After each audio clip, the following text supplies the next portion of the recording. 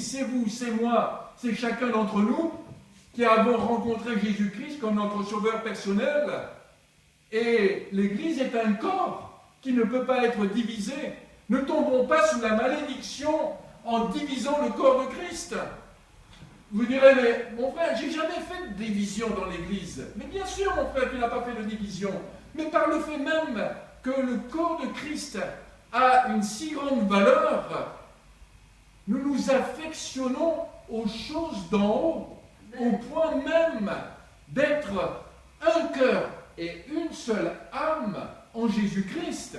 Oh, gloire à Dieu! Étienne avait compris cela.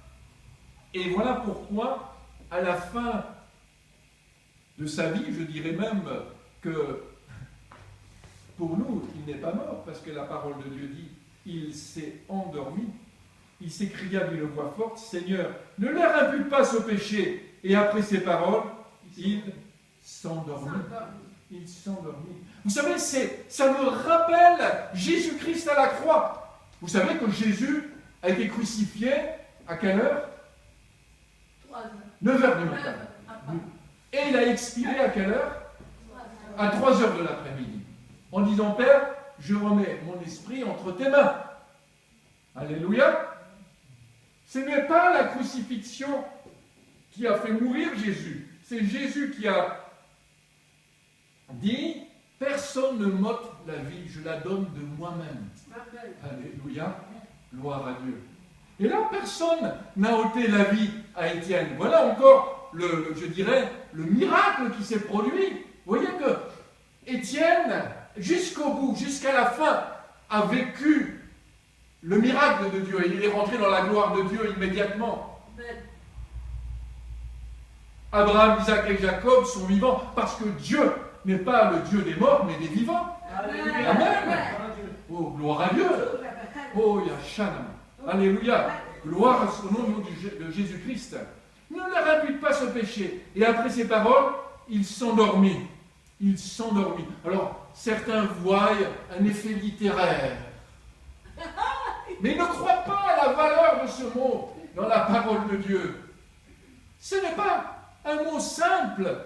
Il s'endormit, quelque chose pour illustrer, dire, oh, de cette manière, on reste positif. Hein. On va rester positif en disant, il n'est pas mort, mais il est s'endormi. Luc va dire surtout à celui qui était en train d'écrire, ou peut-être c'était lui qui était en train d'écrire, il a dit, écoute, même le mot endormi, c'est beaucoup mieux, ça va encourager tout le monde.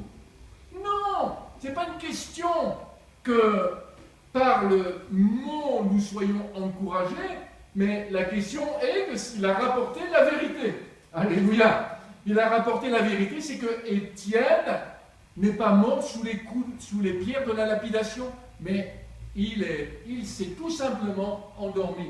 Parce qu'il a prononcé, rappelez-vous, les mêmes paroles, Seigneur Jésus, reçois mon esprit. Ça ne vous rappelle pas quelque chose? Ça nous rappelle notre Seigneur Jésus-Christ sur la croix du Calvaire, qui a dit aussi, je remets, Père, je remets mon esprit entre tes mains. Et il expira. Et c'est voilà pourquoi, d'ailleurs, Pilate, il a dit dans un autre passage, s'étonna de ce qu'il était déjà mort. Vous savez pourquoi? La prophétie devait se réaliser. Aucun de ces os ne devait être brisé. C'était écrit au sujet du Seigneur. Quelle puissance la parole de Dieu! Ça doit nous encourager. Aucun de ces os ne devait être brisé. Vous savez que les deux brigands qui étaient l'un à sa droite, l'un à sa gauche, ont eu les jambes brisées. Mais quand ils sont arrivés, quand le soldat romain est arrivé, il a vu, mais il est déjà mort. Il n'y a plus besoin de briser ses os. Un autre a voulu s'assurer quand même, il a dû douter du fait qu'il soit mort aussi vite, parce qu'une crucifixion, ça durait 3 jours. 3 jours à agoniser, c'était un supplice terrible. Et le soldat romain a pris sa lance et a percé le côté de Jésus-Christ. Et du sang et de l'eau sont sortis. Mais il était déjà mort. Il avait remis son esprit à Dieu le Père. Gloire au Seigneur. Et le Saint-Esprit, et la puissance du Saint-Esprit est venue. Et Dieu n'a pas permis qu'il continue à avoir la corruption Son corps n'a pas vu la corruption. Il est ressuscité. Amen. Oh, Jésus est ressuscité. Alléluia. Oh, gloire à Dieu. Il est ressuscité. Amen. Amen. Et tous ceux qui se sont endormis avec la foi en Christ sont ressuscités avec Christ. Amen. Gloire à Dieu. Oh Seigneur, nous puissions saisir l'importance de cette parole. Il est rentré alors dans un repos avec le Seigneur. Le repos de Dieu. Ce repos qui est mentionné au verset 49 du chapitre 7. Le ciel est mon trône, et la terre mon marchepied. Quelle maison me bâtirez-vous, dit le Seigneur? Ou quel sera le lieu de mon repos? Amen. Gloire à Dieu. Quel sera le lieu de mon repos? Dieu veut avoir un lieu de repos dans chacun de nos cœurs ce matin. Il veut trouver dans nos cœurs cet accueil que nous lui faisons. Comme Étienne fit aussi un accueil au Saint-Esprit. Et il était le temple du Saint-Esprit. Un temple du Saint-Esprit qui agissait selon la volonté de Dieu. Il était à l'écoute du Saint-Esprit. Il faisait la volonté de Dieu. Il était dans le corps de Christ, le corps de l'Église. Et il avait, si vous vous rappelez, cette humilité des diacres. On n'a pas pris des gens dans l'orgueil. Non, on les a cherchés parce que ces hommes avaient la sagesse. Alors, qu'est-ce que c'est que cette sagesse? Qu'est-ce qu'il y a derrière cette sagesse? Cette sagesse, nous la voyons dans ce chapitre 7, lorsque le chapitre 6, quand il parlait avec cette connaissance de l'Ancien Testament et des prophéties de la parole de Dieu qui annonçait Christ. Il avait ces éléments-là. Il n'avait pas comme aujourd'hui, comme je l'ai dit, les éléments que nous avons aujourd'hui, où tout nous est expliqué, en fait. Les premiers disciples nous ont donné ces révélations, ces explications, que ce soit les actes des apôtres, l'épître aux Hébreux, les évangiles, et tout le reste, tous les épîtres de Paul, les épîtres de Jean, les épîtres de Pierre, et même ça va jusqu'à l'Apocalypse. Vous vous rendez compte? Tous ces écrits, comme nous l'avons vu, vous vous rappelez, cette petite vidéo qui nous montrait que tout avait été écrit au premier siècle, et même on voit que tout est concentré dans cette période jusqu'à Jean, jusqu'à 90 à peu près, disons 90, à partir de 40 jusqu'à 90, tout était là, tout était mis en place pour que aujourd'hui nous ayons les Saintes Écritures, la parole de Dieu, le Nouveau Testament, vous pouvez l'appeler comme vous voulez, la parole de Dieu est entre nos mains avec ses explications. Amen. Nous cherchons les explications, elles sont là, elles sont là. Et Étienne avait ces explications qui devaient être bien retenues. Je peux vous dire qu'elles devaient être bien retenues, bien enregistrées. Il n'y avait pas des enregistrements comme aujourd'hui. Aujourd'hui, on a tous les outils pour enregistrer tout et n'importe quoi. Mais à ce moment-là, regardez comment Luc donne une description si détaillée du discours d'Étienne face au sacrificateur. C'est extraordinaire. Il est dit que le Saint-Esprit avait dit qu'il nous rappellerait tout ce que Jésus a dit, tout ce qui a été dit de la parole de Dieu vous serait rappelé par la puissance du Saint-Esprit. Amen. Luc était un homme rempli du Saint-Esprit, je n'en doute pas. C'était un homme rempli. On ne parle pas des signes, des prodiges et des miracles qu'il a fait, mais il était rempli du Saint-Esprit. On ne le rapporte pas. Pourquoi? Il suivait l'apôtre Paul. Ils étaient un homme aussi. Chaque disciple reçoit une mesure de l'Esprit de Dieu. Amen.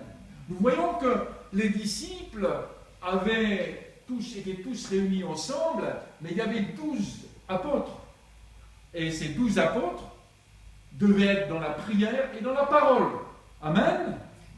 Dans la prière et dans la parole. Et ils devaient jeûner, ils devaient prier. Mais l'Église elle-même ne manquait pas non plus de jeûner, de prier, quand il y avait des moments vraiment importants lorsque Pierre était en prison, nous avons un exemple de toute l'Église était là en train de prier et de jeûner. Mais ils étaient tous et régulièrement, si nous regardons le chapitre 3, quotidiennement, ils étaient chaque jour tous ensemble, chapitre 2, verset 46, assidus au temple, ils rompaient le pain dans les maisons et prenaient leur nourriture avec joie et simplicité de cœur, louant Dieu et trouvant grâce auprès de tout le peuple. Et le Seigneur ajoutait chaque jour à l'Église ceux qui étaient sauvés. Amen. Ils persévéraient au verset 42 dans l'enseignement des apôtres, dans la communion fraternelle. Regardez, la communion fraternelle, c'est-à-dire le corps de Christ. Ils persévéraient dans le corps de Christ. Nous voulons avoir des bénédictions. Nous voulons que les attaques dans notre foyer familial cessent, que la maladie cesse, que la maladie s'en aille. Au nom de Jésus-Christ, persévérons dans l'enseignement des apôtres, dans la communion fraternelle, dans la fraction du pain, et persévérons, il est dit, dans les prières. La crainte s'emparait de chacun, et il se faisait beaucoup de prodiges et de miracles par les apôtres. Amen. Gloire au Seigneur. Alors, quelle grâce nous avons, tout ce qui nous est rapporté est pour notre salut, afin que nous ne négligions pas un si grand salut qui nous a été accordé. Ce que nous avons, retenons-le fermement, avec une ferme assurance. Il ne faut pas dilapider ce que nous avons reçu du Seigneur, il ne faut pas gaspiller ce que nous avons reçu du Seigneur, mais au contraire, soyons comme ceux qui avaient reçu ces mines de la part du Seigneur. Le dernier en avait qu'une et il l'a enterrée. Ne soyons pas dans cette position, mais faisons fructifier ce que Dieu nous a déjà donné. Qu'est-ce que la mine avait rapporté? Celui qui avait 10 mines, on a eu combien? Vous vous rappelez? Le double. Nous voyons que dans cette parabole, ça a rapporté le double. Alors je pense que si nous voulons avoir une double portion du Saint-Esprit, nous devons vraiment faire fructifier ce que nous avons déjà reçu de la part du Seigneur. Et ce n'est pas rien ce que nous avons reçu. Ce n'est pas rien, c'est d'une valeur inestimable. Et si tu comprends la valeur inestimable de ce que tu as reçu, tu vas faire fructifier. Tu vas faire fructifier. Jusqu'à recevoir, le Seigneur dit, le double.